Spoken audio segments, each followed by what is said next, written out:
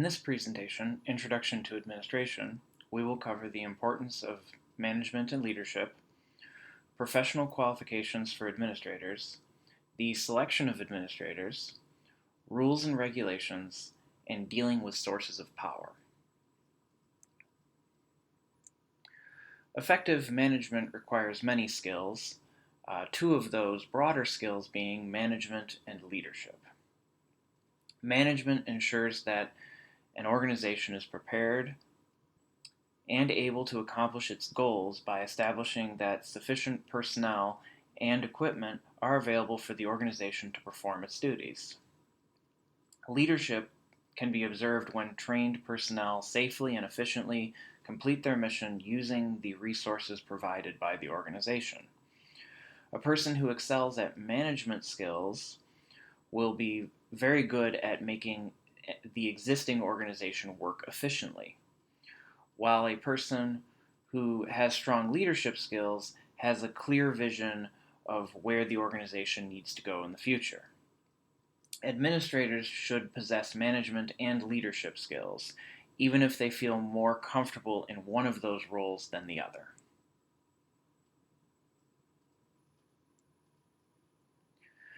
Professional qualifications for fire and EMS administration include three areas of competency: training, experience, and education. Although there are no set national standards, some typical requirements for fire administrators include a minimum of 3 years experience at each prerequisite level, certification as a fire officer 3 or 4, training and certification as a firefighter 2 and fire instructor 1, and a degree from a regionally accredited college or university. The qualification standards for an EMS administrator are less uniform than those for fire departments. Although they may vary across companies or positions, common requirements include a high school diploma or GED equivalent, advanced cardiac life support, and professional level cardiopulmonary resuscitation certification. Say that one 3 times fast. An EMTP license and a state driver's license, and 3 to 5 years of active pre-hospital experience.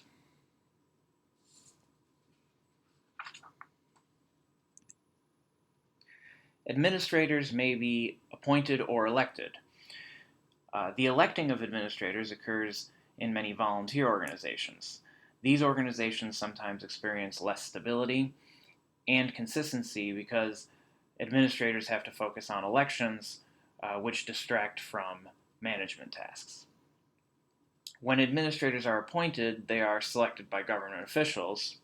In these cases, administrators may have conflicting loyalties to those who appointed him or her, the labor organization, and the public.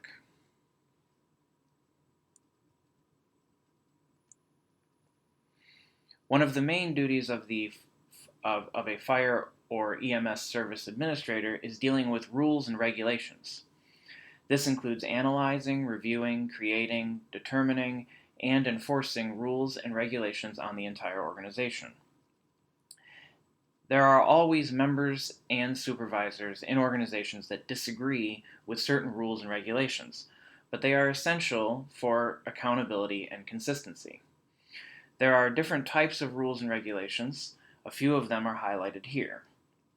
National consensus standards include NFPA standards and Occupational Safety and Health Administration regulations.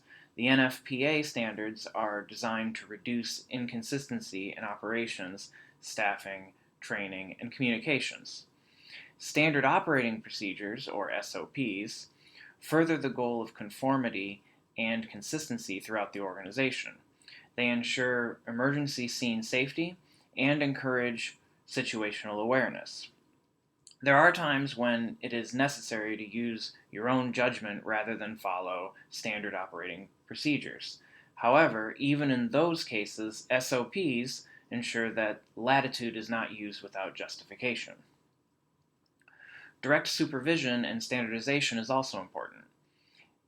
FES organizations could not operate effectively if each company officer if each company officer was empowered to determine what actions the company would take at an emergency incident. Employees or companies acting independently at the scene of an emergency cannot be tolerated. Standardization and SOPs are needed to coordinate efforts, and direct supervision is required to ensure that each member works as part of an overall team.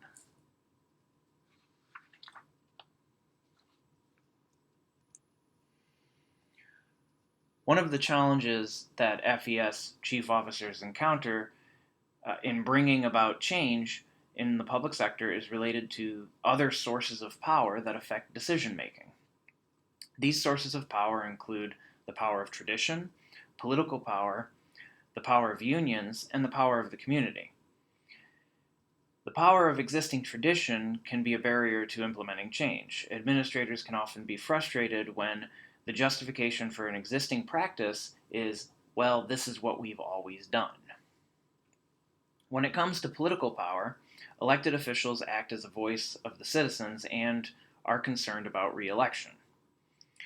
Many voters are concerned with their tax dollars, so elected officials often question any request for additional funding for a department. Relatedly, public opinion can affect approval of proposed changes if the public has a high awareness of the proposed change and elected officials are worried that the public will be upset. Administrators also have to be aware of the power of unions. Unions work to protect their members and can have substantial influence over administrative decisions. The IAFF lobbies Washington through its Political Action Committee, FIREPAC, which has influenced occupational safety and health administration regulations, as well as federal legislation. The IAFF also provides research and advisors to assist government officials in legislative decision-making. Of course, the union has less influence over administrative decisions in right-to-work states, where firefighters are likely not part of a bargaining unit that negotiates pay and working conditions. Although in difficult times unions may agree to take a reduction in wages or benefits, it is not the union's duty to save money for the community or government. There are times when unions and government or administration agree, but disagreements should be settled in principled negotiations where both parties bargain in good faith with the intent of reaching a negotiated agreement. Members of the community, whether it be organized interests, influential elites, or just vocal individuals at council meetings, also need the attention of administrators. There may be elites in the community who have a lot of pull with elected officials and can stop changes in policy that conflict with their interests. There may be local community groups that organize and lobby council against changes. In smaller communities especially, there may be individuals who are very active in city council meetings and demand that their voices be heard. It is important for administrators to understand the power dynamics of the community that they serve.